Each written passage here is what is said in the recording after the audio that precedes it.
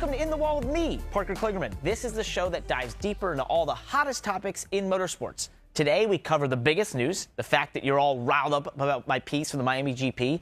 We talk tires and a quick check-in on the parity in NASCAR. But first, we start in Formula One. There's a saying, if you only listen to your kids, you deserve to.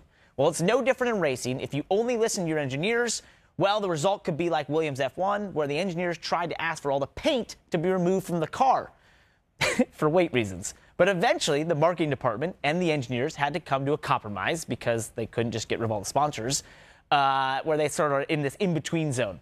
I love racing because it's the only sport where marketing and performance can be at odds with each other.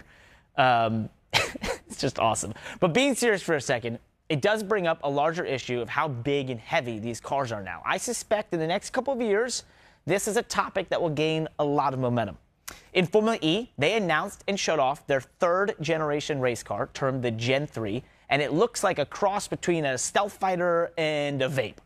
Actually, my buddy said it looks like a vape, and I kind of agree. But it's an interesting one. If you ever do take the time to watch Formula E, though, they put on awesome racing, which I hope this car will continue that sort of racing and show. But it might need a quick beauty update, just a tad. In IndyCar, the sky has stopped falling, as it seems like the 33rd entry for the Indy 500 is finally coming to light and will most likely be driven by Stefan Wilson. There will be 33 cars at the Indy 500, which I never felt was in jeopardy. I knew people would make it happen somehow. It just was, it's in the cards. In MotoGP, there's reports, as of this recording, that Suzuki is leaving MotoGP. There's been no official confirmation yet, but this could have a massive effect on the rider market and MotoGP because it's never fun to see a manufacturer leave a series in motorsports.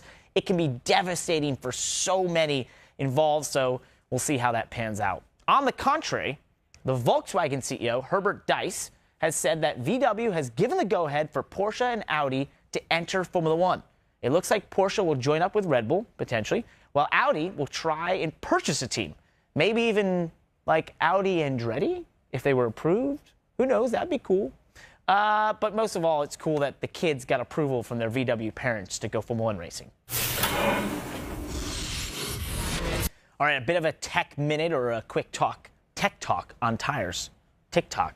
No, it's none of those things. This past weekend at Dover in the NASCAR Cup Series, the tires were a big talking point. First, because it seemed like they were wearing a ton, which they were, but also because of the amount of rubber they were laying on the track. See, a couple months ago, when the next-gen tests were happening at Charlotte, the first thing about the car that stood out to me was the tires and the amount of rubber being laid down on the track. It was the biggest thing on my mind from watching series like V8 Supercars in Australia, which is now Supercars, and GT series that had tires laying tons of rubber on tracks. Then in NASCAR, we would go to places and not an ounce of rubber would be laid down on the track. So when I saw the amount of rubber being laid down on Charlotte last fall, I got optimistic. Then I saw the same thing at Vegas earlier this year and even Phoenix. Eventually I wondered if everything had been fixed. Then in Martinsville, my enthusiasm was dampened because there was no rubber on the track. But this weekend, I saw what I wanted to see. Rubber being laid down, tires having fall off, and the result being drivers having to conserve tires over the course of a run to maximize that car in the later stages. Now, tire failures are not good, we can all agree, but I hope as a sport we can push to continue this type of behavior of the tires while keeping them on the cars. Because to me, this has been the biggest upgrade technically in the next-gen era that no one has been talking about. All right, so we went viral last week off of our point about the Miami GP doing themselves a disservice by making the race too exclusive, which is kind of funny. We were talking about exclusivity and we went viral off of that.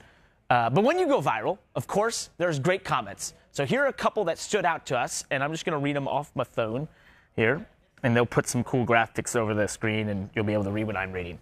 So on TikTok, part of where, we're on the internet, Mark Salve said, "You don't get sports marketing in the U.S. To gain fans, it's all about optimizing it for TV/social content. That's why Drive to Survive is Formula One's #1 growth driver." He then replied to himself by saying, "NBA revenue has exploded to $10 billion, not because more people went to games, but because all over the world watched on TV, they're being smart." Motorsports is a niche sport. I don't think I can get behind the idea that if you are trying to create something where you want more people to pay attention, stopping them from having that chance, especially when we're not guarded by an arena or the size of an arena, but when you build racetracks that are miles long and you can fit so many people in these places, as we see at the Indy 500 or the Daytona 500 or Le Mans or any other big races that we fit tons of people in these huge facilities because they're racetracks and they're large. Why would you restrict it? How could that make more people want to participate or watch if they can't go to it? That makes no sense. So I'm going to disagree with that, man. I do not think he knows anything about marketing. Moving on, Patty T562 from TikTok as well. Holy hell, the best take. I'm going under special circumstances, but shame other people like me can't get in because of the price.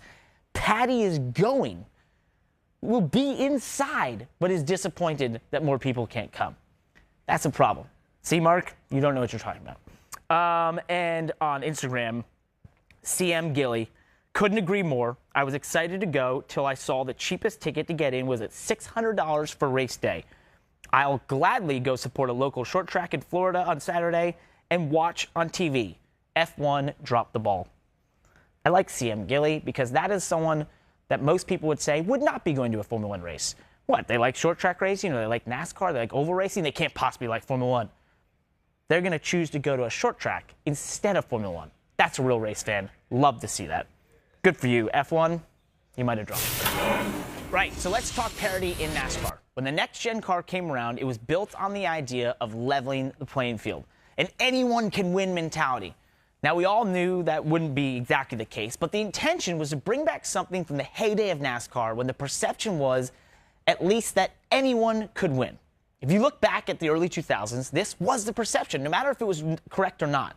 So this past Monday, during the Dover race, I tweeted about the different organizations at one point in the top 6. You had Hendrick, Colleague, Trackhouse, Petty GMS, and JTD Doherty. And then if you expand it out to the top 12, it was 9 different organizations. Needless to say, it was everything we could hope for. Then fast forward to the end of the race, and we had Ricky Stenhouse Jr. in a small one-car team in the conversation for a win, while he currently sat outside the top 30 in points. I sat there on my couch, and I couldn't help but think, this is exactly what 2005 felt like. This is the perception that literally on any given day, if you had a car in the NASCAR Cup Series race, it had a chance to win. Now, that may be a bit of a stretch, but without going into a bunch of numbers and statistics, I want to pose a question. Do you believe the perception of parity is there again, or do we actually have parity? Let us know if you agree, and if you disagree, I'm sure you'll let us know. All I know is, and then there's this. Them a couple of car lengths in front. Goodness me, the Prius was actually coming into the pits, so that was tight. And now they've got a big shot. Oh, I can't believe it. That is a massive accident on the home straight. Unsighted, with the back marker in front of them. Takabashi goes into the barriers. As always, this show is all about you. So send us your questions throughout the season on social media, #InTheWall. And remember, I might just answer it on this show. Like these comments we got last week on YouTube, which stuck out to me. And I'll use my phone, though once again put it up on the screen somehow. So Tadroid here said, I was all ready to buy a ticket to the race when I logged on to purchase, and I'm not sure if I can say this, I crapped myself when I saw the pictures, the prices. Yep, okay. Tadroid wasn't able to go because those were really expensive tickets. Pat Mick something, I'm not going to say the rest. If Grade 1 standards weren't a thing, which IndyCar track do you think would produce the best F1 race? Road America. Plain and simple. One of the greatest tracks in the world. It's already got an IndyCar race. It's awesome to see those cars go around. There's huge, long straightaways, a wore-out surface, just one of the most amazing racetracks there is, and it feels like you're going somewhere through the forest, very Spa-esque. I love that racetrack. It would put on a great show if that was possible. With that, guys, use #InTheWall. Hit me directly on Twitter and Instagram @PKligerman. Be a part of this show. Ask questions. Send me your own rants. Get involved. And remember, subscribe to the Motorsports on NBC YouTube channel and check out NBCSports.com for more motorsports content. Thank you for watching. I'm off to race Bristol. Nope, Darlington. Racing Darlington.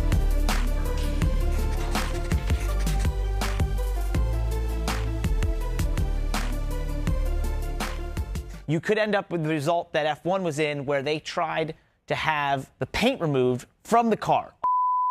The fact that you're all riled up a little. You could end up in the result that Williams F1 was in. Williams F1. Why can't I say it?